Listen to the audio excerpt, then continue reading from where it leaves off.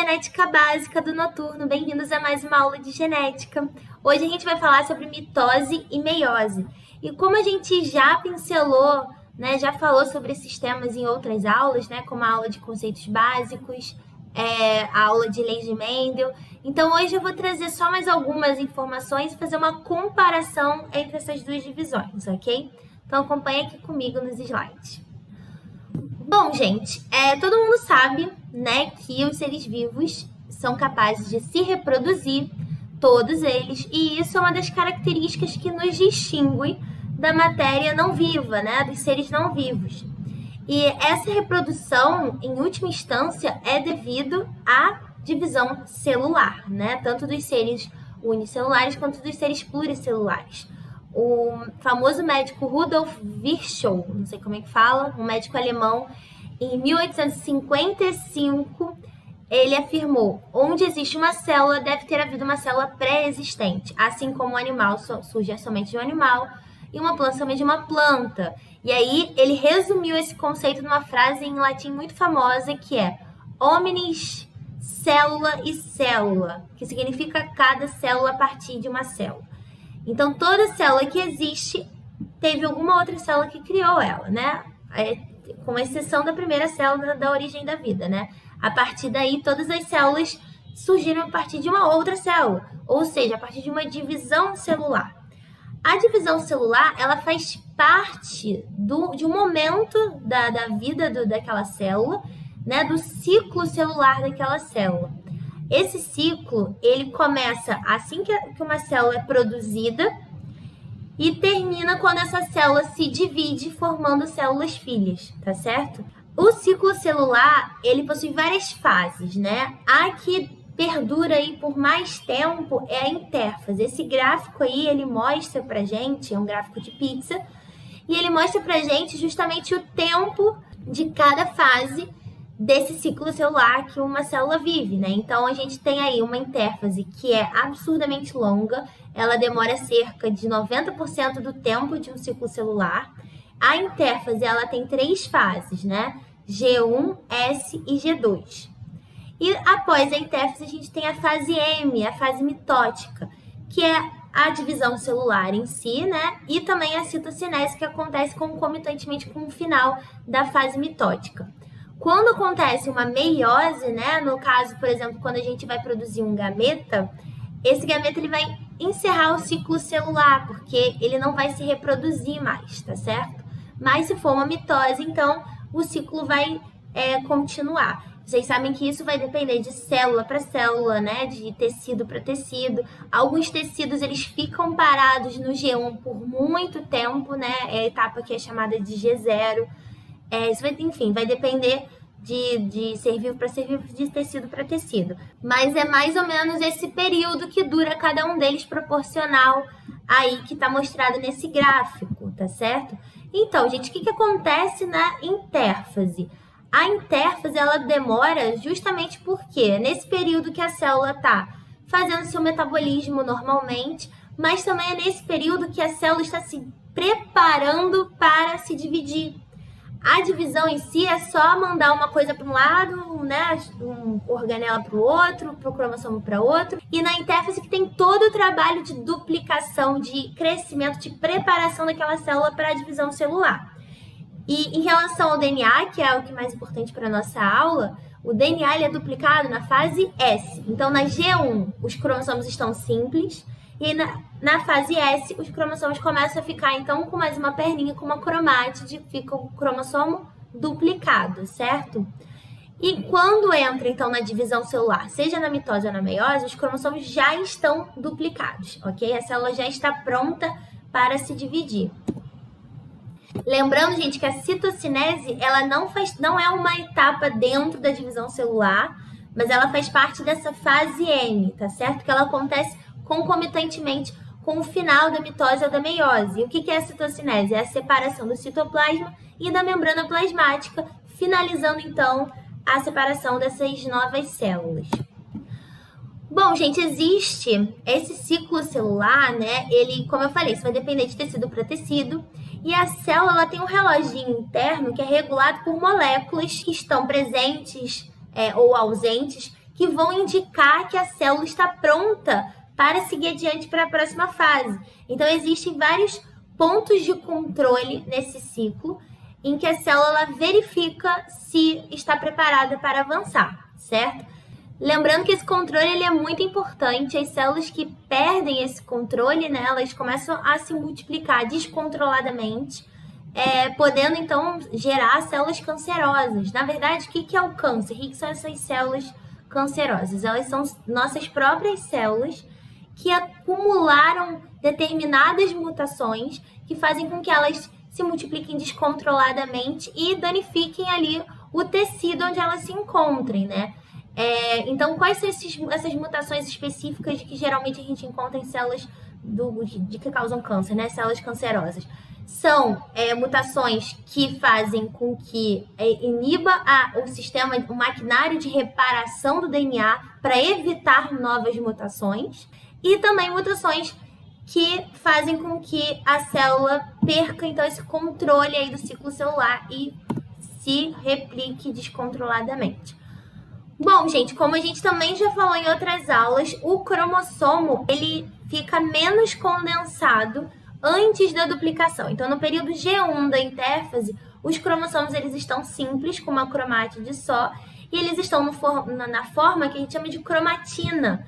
Por quê? Porque eles ainda não estão condensados o suficiente para a gente conseguir identificar aonde termina um cromossomo e aonde começa o outro cromossomo, né? Eu vou mostrar no próximo esquema para vocês verem. Por isso que, geralmente, quando a gente vê uma foto, uma micrografia de um cromossomo, a gente vê ele duplicado. Porque a partir da duplicação, a partir da fase S, esse DNA começa a se condensar mais e mais, e aí sim a gente consegue individualizar esses cromossomos e conseguir identificá-los, tá certo? Bom, então vamos para a mitose, que é a divisão celular mais simples. Basicamente, na mitose, o que vai acontecer? Na intérfase, olha para cá. A molécula de DNA, então, ela vai se duplicar. Cada cromossomo, então, vai ficar com 2 cromátides. E aí, na divisão celular em si, o que vai acontecer? As cromátides vão se separar e cada uma vai para uma célula filha. Portanto, uma célula que inicialmente é diploide, ela vai se dividir em 2 diploides também, porque ela vai duplicar o seu material genético e vai mandar a mesma cópia idêntica para uma filha e para outra. Então, a quantidade e a sequência de DNA é idêntica nas células filhas, certo? Lembrando que isso daqui é um resumão, a mitose ela é separada em 4 fases: prófase, metáfase, anáfase e telófase. Eu falei para vocês aquela frase, né? Prometo, Ana, telefonar para vocês gravarem quem tiver dificuldade. Vamos dar uma olhada, então, aqui fase por fase, como é que é a mitose. Bom, gente, olha só como é que tá. Aqui em cima a gente tem, então, uma foto, né, de microscópio. E embaixo a gente tem um esquema.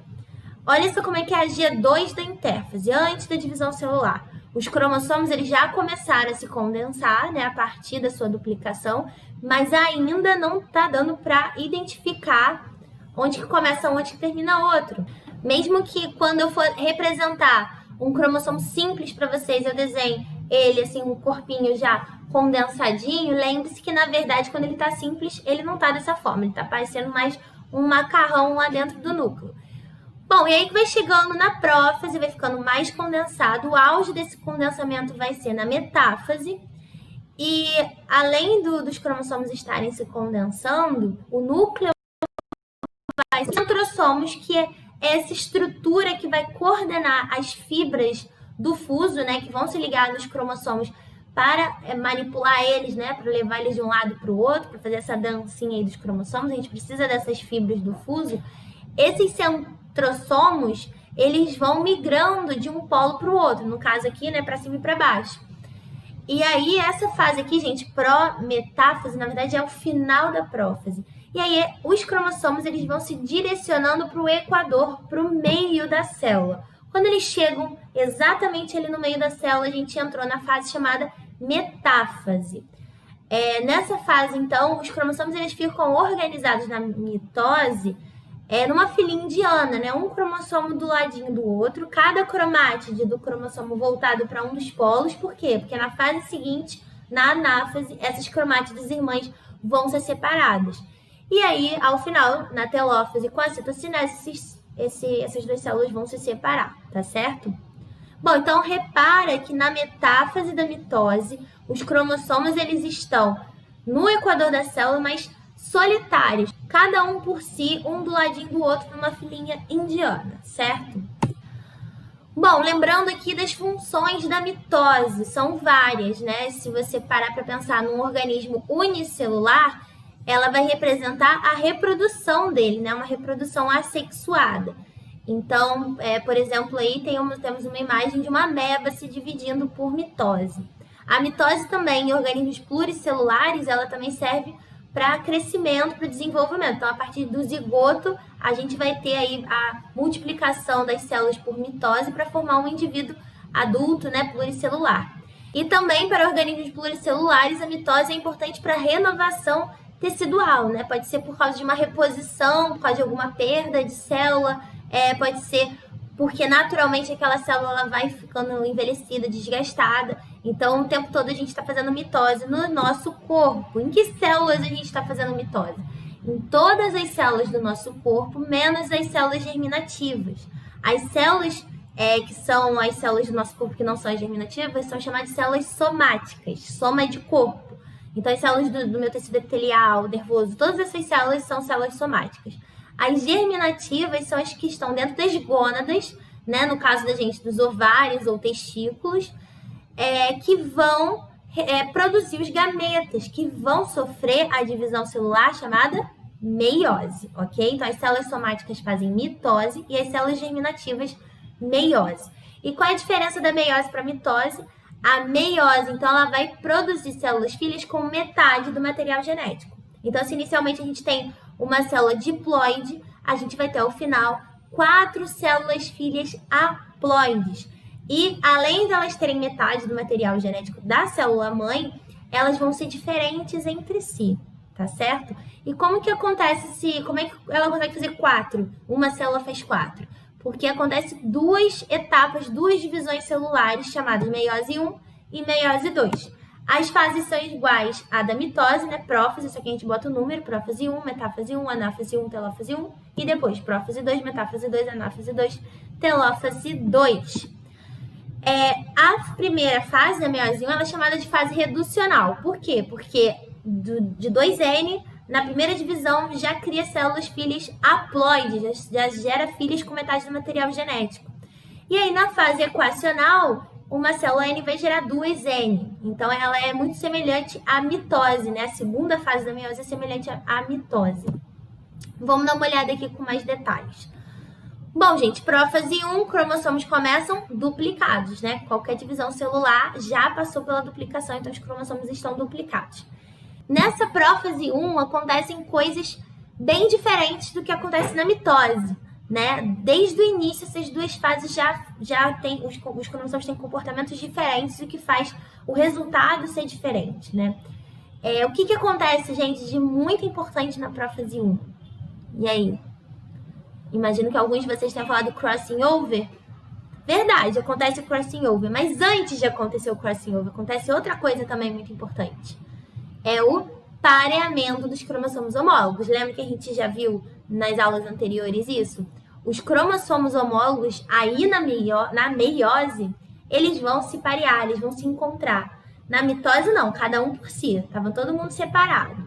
Agora, na meiose, vai formar os parzinhos, eles vão se encontrar. E aí, sim, vai ter a produção, aí vai gerar o crossing over ou permutação gênica em português, tá certo? Então, tudo isso acontece na prófase. Os cromossomos, eles vão se parear por conta dessas regiões de homologia que eles têm. Lembra que esses cromossomos, eles são muito parecidos, os homólogos. Não são idênticos, um veio da mãe, outro veio do pai, mas eles são muito parecidos. E essas regiões de homologia fazem com que eles se pareiem. E vai acontecer, né, em pontos aleatórios desses cromossomos, o crossing over. Bom, depois que aconteceu isso, a célula vai, da mesma forma, o centrosomo vai migrar para os polos e os cromossomos vão migrar para o equador da célula. Só que dessa vez, a filinha, ela está formada com parzinhos, né? Não é cada cromossomo solitário, né, na fila. Agora a gente tem os parzinhos dos cromossomos organizados no equador da célula.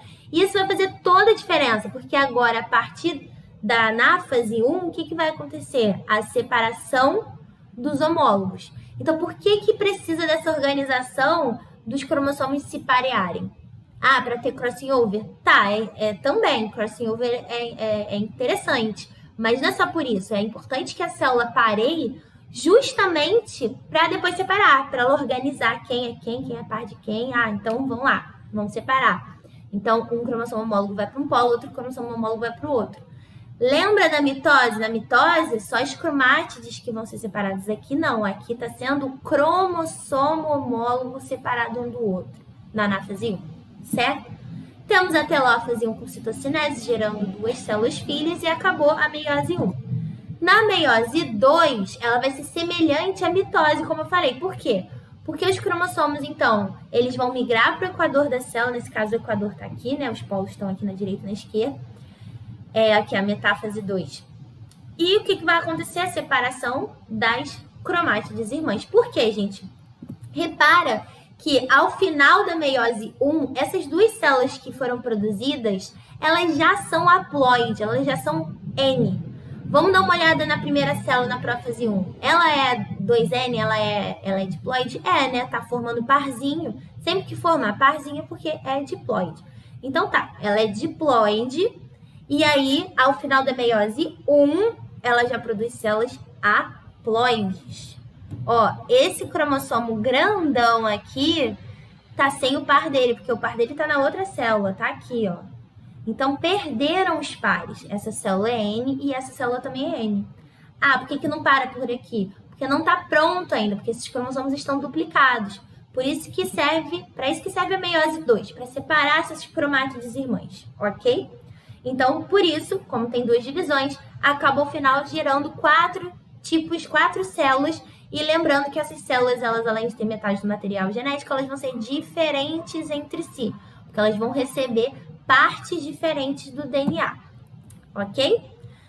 Bom, gente, a permutação gênica, a gente vai ver, né, o crossing over, a gente vai ver as consequências dele mais pra frente em outras aulas. Mas só para mostrar fisicamente como é que acontece, basicamente, não vou entrar em muitos detalhes aqui, mas basicamente acontece uma troca de segmento entre as cromátides não irmãs de cromossomos homólogos.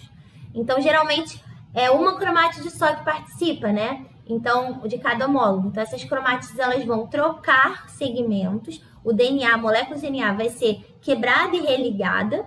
E por isso, a gente vai ter os alelos, né, de cada um desses cromossomos homólogos, que não necessariamente são iguais, né? Eles vão ser embaralhados, a fim de gerar gametas diferentes um do outro, aumentar a variabilidade genética, certo? Mas, gente, lembra que isso não vai caracterizar uma mutação, tá certo? Mesmo que tenha uma quebra do DNA, um religamento, isso daí não é considerado uma mutação. Por quê? Porque a troca de segmentos, ela é correspondente. Então, o pedaço que uma tá dando para outra, ela vai ser correspondente ao que o outro tá dando para outra. Entendeu? Então, ninguém vai estar ganhando gene, ninguém vai estar perdendo gene. Então, se uma cromatide tem azão e na outra cromatide tem azinho, elas vão trocar o azão com o azinho. Mas não vai ter uma que vai ficar com os 2 A's, né? Azão, azinho, e a outra vai ficar sem nenhum A. Isso daí é uma mutação.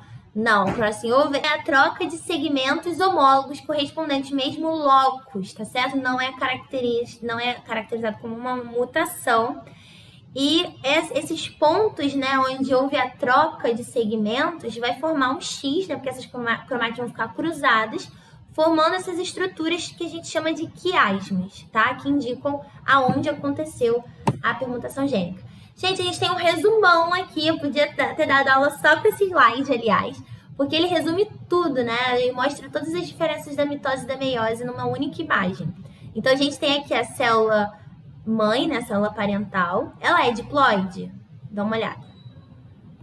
Tem par, né, ó, esses 2 grandões, esses 2 pequenininhos, esses 2 intermediários.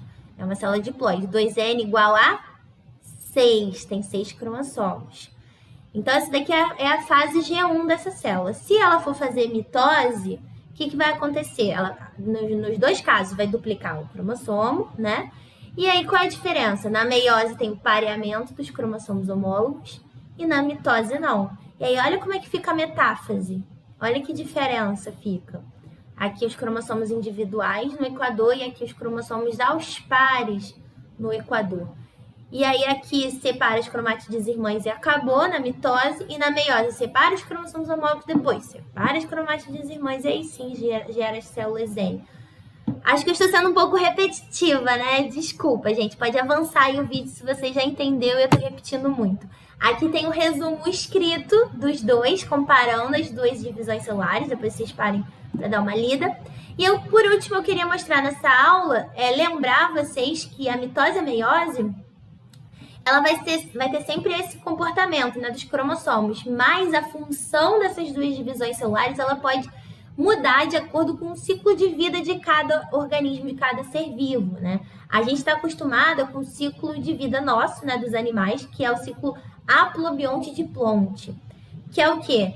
O indivíduo adulto é diploide, e aí a gente produz, a partir de meiose, a gente produz as células N, que são chamadas de gametas, certo? Para quê? Para reprodução sexuada. Então, o indivíduo adulto ele é 2N, produz gameta por meiose N. Esses gametas feminino e masculino vão se encontrar, vão formar o zigoto.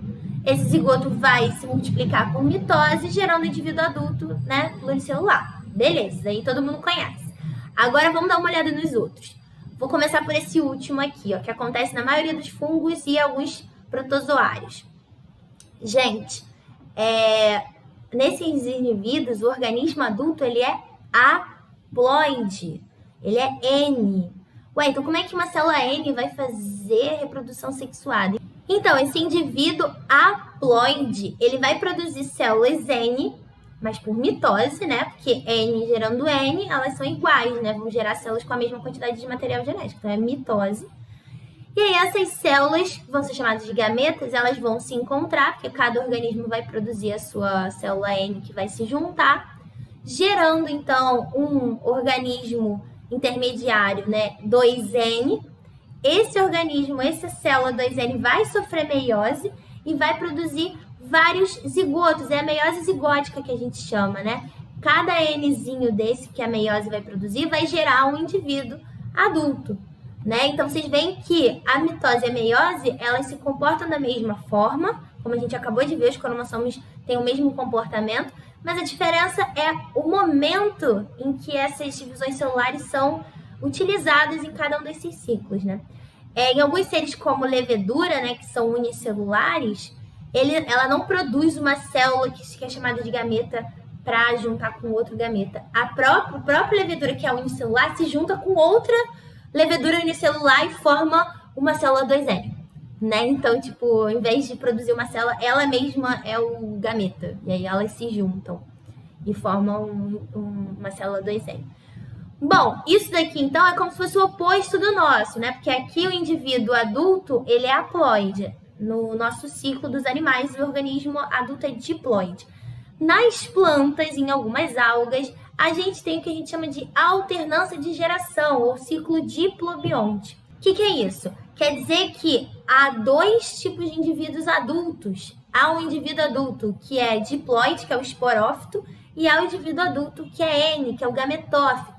E aí vai depender da planta qual deles vai ser o mais desenvolvido, ou se eles vão ser independentes um do outro, vão estar grudados um no outro, né? Isso vai depender de cada tipo de planta. Mas então a gente tem um indivíduo esporófito, que é 2N, e aí ele vai por meiose produzir esporos. Esses esporos, então, por mitose, vão se desenvolver no indivíduo gametófito. O gametófito, por mitose, vai produzir gametas que vão se juntar e formar o zigoto 2N, que vai virar o esporófito, certo? E assim por diante. Bom, gente, por hoje, né, por essa aula é só. Agora a gente vai vocês vão assistir um vídeo da próxima aula. Espero que vocês tenham gostado. Não esquece de fazer o estudo dirigido. E até o próximo vídeo.